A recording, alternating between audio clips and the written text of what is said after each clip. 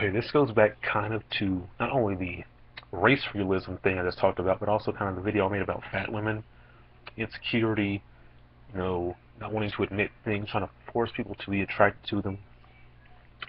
Here's the thing. Now, we know scientifically that blacks have more testosterone inherent in them than any other group of people. Now, with black men, this can't be a good thing. Because, of course, the dark skin, the melanin, the features, or the harsher, more unrefined features, that can give a kind of rough and tumble, more masculine look. That works with men. It can make them look handsome. But what man would want a handsome woman or a handsome wife? Now, here's the thing.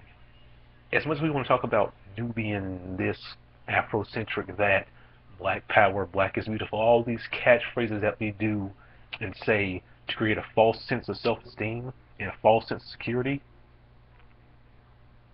I guarantee you none of these simps and none of these back to Africa,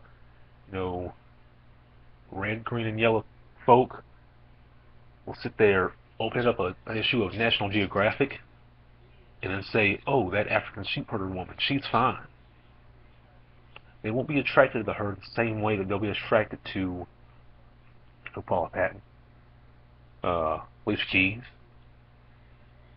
or a whole bunch of people. It just is what it is. I mean, and it's not just because they're poor and all that. I mean, most men are not attracted to Alec Weck. I'm not. I'm not attracted to Lupita Nyong'o. I don't find her very attractive at all. I'm not saying the woman is ugly, and she does seem to have, actually have some kind of class.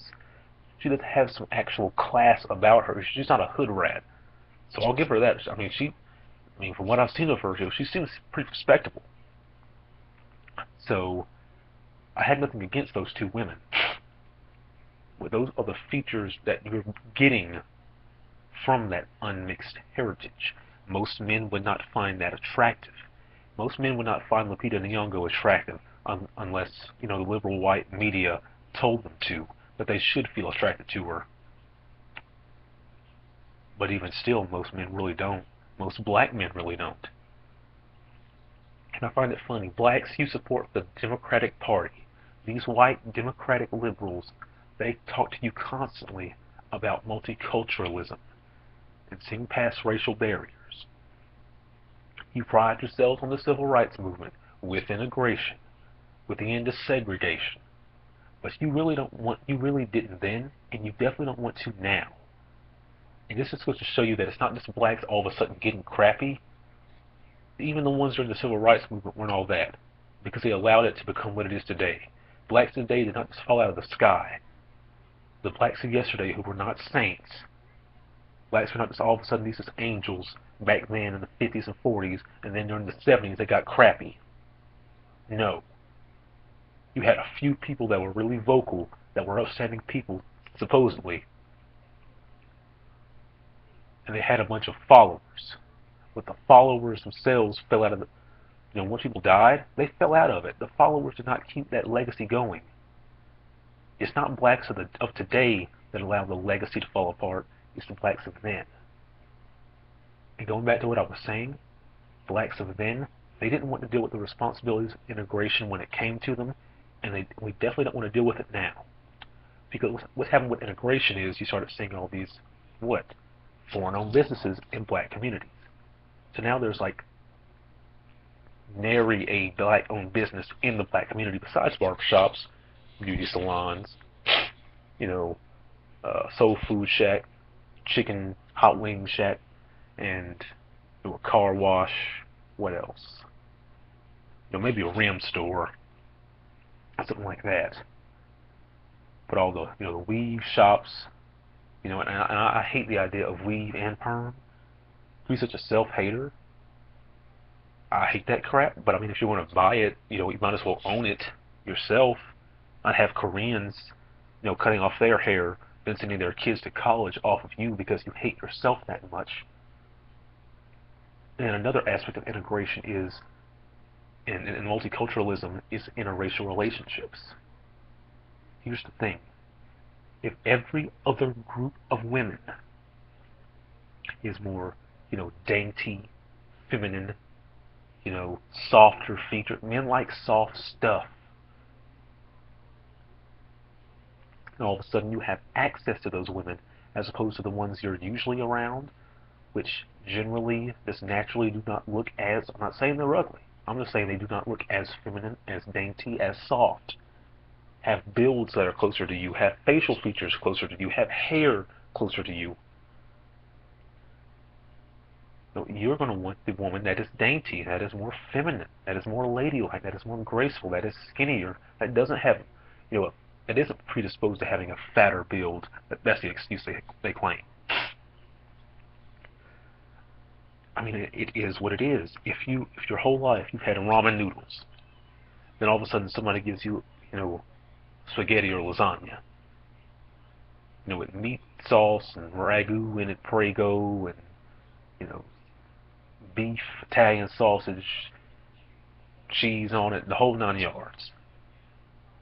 Are you going to want to go back to the ramen noodles? No, you're going to want more of the spaghetti and lasagna with the meatballs and the pepperonis and all that. You're at least going to want some ramen noodles with some, some Prego sauce over it and a pepperoni or meatball or two.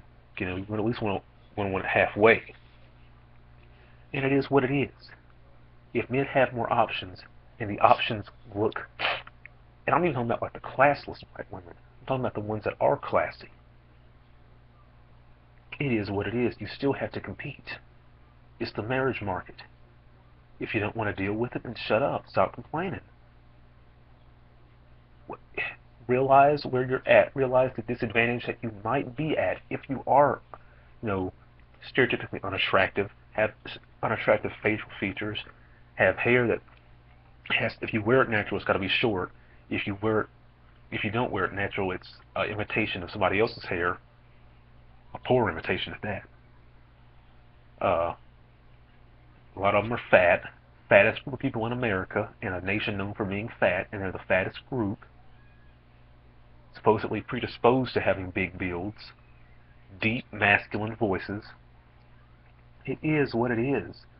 Not dainty, not feminine. It just is what it is. So why can you not admit this? And hey, if you count half-breeds as black, don't get mad when people like their flavor of black and their color of black better. You say that they're black like you, well then dang it, it is what it is. You have to compete with them within blackness. Don't get mad at competition. Get mad at yourself for not being competitive enough. There ought to be someone out there for you. If you can't find them, keep looking. Don't get mad because somebody didn't choose you. Especially when you have features that things that you can change, like your weight. Especially if you have a bad attitude and are really stereotypical. Things like that and weight that can be changed. Don't get mad when someone doesn't want to choose you and you have all those undesirable features. So why would we not admit this? If you want integration and multiculturalism like your liberal slave masters tell you should want, then step up to the plate and accept the responsibility of it. Otherwise, just shut up.